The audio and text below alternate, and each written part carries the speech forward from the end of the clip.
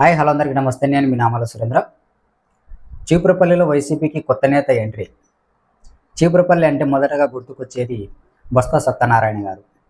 బొత్స సత్యనారాయణ గారు చీపురపల్లి నియోజకవర్గాన్ని కంటికి రెప్పలాగా కాపాడుకుంటూ వస్తూ ఉన్నారు. అలాగే చీపురపల్లి నియోజకవర్గం కంచుకోటగా మారింది బొత్స సత్యనారాయణకు. అయితే ఇప్పుడు చీపురపల్లి నియోజకవర్గానికి వైసీపీ తరపున బొత్స సత్యనారాయణ కుటుంబం నుంచే రాజకీయాల్లోకి ఎంట్రీ ఇవ్వబోతున్నారు. 2024 ఎన్నికల్లో ఇప్పుడు ఎంట్రీ ఇవ్వబోతున్న నేత చీపురపల్లి నియోజకవర్గంలో వైఎస్ఆర్ కాంగ్రెస్ పార్టీ తరపున ఎన్నికల ప్రచారంలో కీలక పాత్ర పోషించారు. నాయకులను, కార్యకర్తలను కూడగట్టడంలో కూడా కీలకంగా నేత పనిచేశారు. ఆ నేత ఎవరు? చీపురపల్లి నియోజకవర్గానికి ఎందుకు బొత్స సత్యనారాయణ గారి కుటుంబం ఉంటుంది? అలాగే బొత్స సత్యనారాయణ గారు ఎందుకు ఇంకా రాజకీయాలకు ఆయన దూరం అవుతున్నారు ఏంటన్నది మనం ఈ వీడియోలో క్లారిటీగా తెలుసుకుందాము. అంతకంటే ముందు మీరు మన ఛానల్ ఫస్ట్ టైం చూస్తుంటే తప్పకుండా సబ్స్క్రైబ్ చేసుకోండి. అలాగే మరి ముఖ్యంగా లైక్ చేయండి. మీరు లైక్ చేయడం ద్వారా ఈ వీడియో చాలామందికి యూట్యూబ్ ఆల్గరిథం ఇన్ఫర్మేషన్ పంపిస్తుంది. వాళ్ళు ఈ వీడియోని చూసి ఈ విషయాన్ని తెలుసుకోవడానికి అవకాశం ఉంటుంది. కాబట్టి మీరు కంపల్సరిగా లైక్ చేయండి. మీ ప్రోత్సాహమే మాకు కొండంత బలం. చీపురపల్లి నియోజకవర్గానికి వైసీపీకి కొత్త నేత ఎంట్రీ ఇవ్వబోతున్నది ఎవరంటే బొత్స సత్యనారాయణ గారి కుమార్తె బొత్స అనూష గారు. ఈమె 2024 ఎన్నికల్లో చీపురపల్లి నియోజకవర్గంలో చాలా యాక్టివ్గా వైఎస్ఆర్ కాంగ్రెస్ పార్టీ తరపున ఎన్నికల ప్రచారంలో పనిచేయడం జరిగింది. 2024 ఎన్నికల్లోనే బొత్స అనూష గారు వైసీపీ తరపున ఎమ్మెల్యే అభ్యర్థిగా పోటీ చేస్తారని, ఆమెకు టికెట్ వస్తుందని, టికెట్ జగన్మోహన్ రెడ్డి గారు ఇవ్వాలని అప్పట్లోనే చర్చలు జరిగాయి. బొత్స సత్యనారాయణ గారు కూడా వైఎస్ జగన్మోహన్ రెడ్డి గారిని కలిసినట్టు సమాచారం.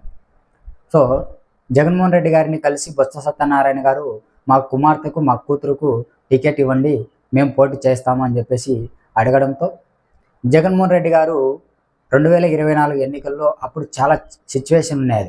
చాలా ఎన్నికలు హోరాహోరీగా జరిగాయి 2024 ఎన్నికల్లో.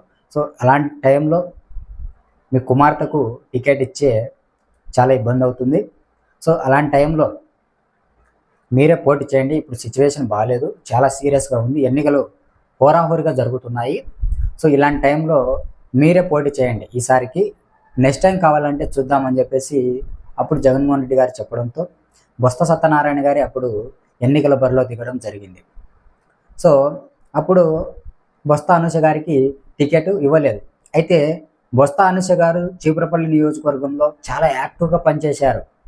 ఎన్నికల ప్రచారంలో కానీ, ఆ ఎన్నికల్లో నాయకులను, కార్యకర్తలను కూడగట్టడం విషయంలో కానీ చాలా కీలక పాత్ర పోషించారు ఆ టైంలో. 2024 ఎన్నికల్లో బొత్స సత్యనారాయణ గారికి టికెట్ ఇచ్చారు. అలాగే బొత్స సత్యనారాయణ గారి సతీమణి ఝాన్సీ గారికి విశాఖ ఎంపీ టికెట్ ఇవ్వడం జరిగింది. ఇలా టికెట్ ఇవ్వడంతో ఆ టైంలో ఆ ఎన్నికల సిచ్యువేషన్లో, ఆ సీరియస్గా ఉండే ఎన్నికల సిచ్యువేషన్లో బొత్స అనూష గారికి టికెట్ అయితే ఇవ్వలేదు ఆ టైంలో. ఇప్పుడు బొత్స అనూష గారు చీపురపల్లి నియోజకవర్గంలో చాలా యాక్టివ్గా పనిచేస్తున్నారు. దాదాపుగా గత 6 నెలలుగా వైఎస్ఆర్ కాంగ్రెస్ పార్టీని బలోపేతం చేసుకోవడానికి ఆమె కీలక పాత్ర పోషిస్తూ ఉన్నారు.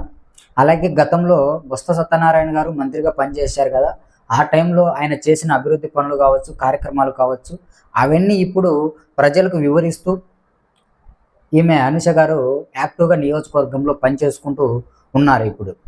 ఇలాంటి టైంలో బొత్స సత్యనారాయణ గారికి ఆయన ఆరోగ్య పరిస్థితి బాగలేదు, ఆయన రాజకీయాలలో కొనసాగే పరిస్థితి కనపరావడం లేదు. కాబట్టి 2029లో బొత్స అనూష గారికి చీపురపల్లి నియోజకవర్గం నుంచి టికెట్ ఇవ్వాలని చెప్పేసి ఆ నియోజకవర్గంలో నాయకులు, కార్యకర్తలు కూడా ఆలోచన చేస్తున్నట్టు సమాచారం. బొత్స సత్యనారాయణ గారు కూడా ఆలోచన చేస్తున్నట్టు సమాచారం. ఒక ప్రశ్న ఏమిటంటే ఈమెకు టికెట్ ఇస్తారా లేదా అన్నది కూడా ఆసక్తిగా మారింది జగన్మోహన్ రెడ్డి గారు. అక్కడ ఒక నేత కూడా ఉన్నారు, అంజీ అనే ఏదో సంథింగ్ ఒక నేత కూడా అక్కడ యాక్టివ్గా ఉన్నారు వైఎస్ఆర్ కాంగ్రెస్ పార్టీ తరఫున చీపురపల్లి నియోజకవర్గంలో. సో కాబట్టి 2029లో చీపురపల్లికి నియోజకవర్గానికి అయితే కొత్త నేత అయితే ఎంట్రీ ఇవ్వబోతున్నారు. అది బొత్స సత్యనారాయణ గారి కుమార్తె ఎంట్రీ ఇస్తారా లేక వేరే నేత ఎంట్రీ ఇస్తారా అన్నది చూడాలి. సో ఏది ఏమైనప్పటికీ బొత్స సత్యనారాయణ గారి కుమార్తె అయితే చీపురపల్లి నియోజకవర్గంలో గత 6 నెలలుగా వైఎస్ఆర్ కాంగ్రెస్ పార్టీని బలోపేతం చేసుకుంటూ, అలాగే గతంలో బొత్స సత్యనారాయణ గారు మంత్రిగా ఉన్న టైంలో ఆయన చేసిన అభివృద్ధి పనులు ప్రజలకు వివరిస్తూ గుర్తు చేస్తూ ఆమె కార్యక్రమాలు చేసుకుంటూ నియోజకవర్గంలో యాక్టివ్గా కొనసాగుతున్నారు. అలాగే ఆమె విద్యావంతురాలు, డాక్టర్గా ఆమె ఉన్నారు, కొనసాగారు, డాక్టర్ చేశారు. సో ఇలా అనేక రకాలుగా ఉన్నాయి ఆమె నియోజకవర్గంలో కొనసాగడానికి సంబంధించి. సో ఇది విషయం. ఇలాంటి మరిన్ని వీడియోల కోసం మీరు మన ఛానల్ తప్పకుండా సబ్స్క్రైబ్ చేసుకోండి. థ్యాంక్ యూ, ధన్యవాదాలు అందరికీ. నమస్తే.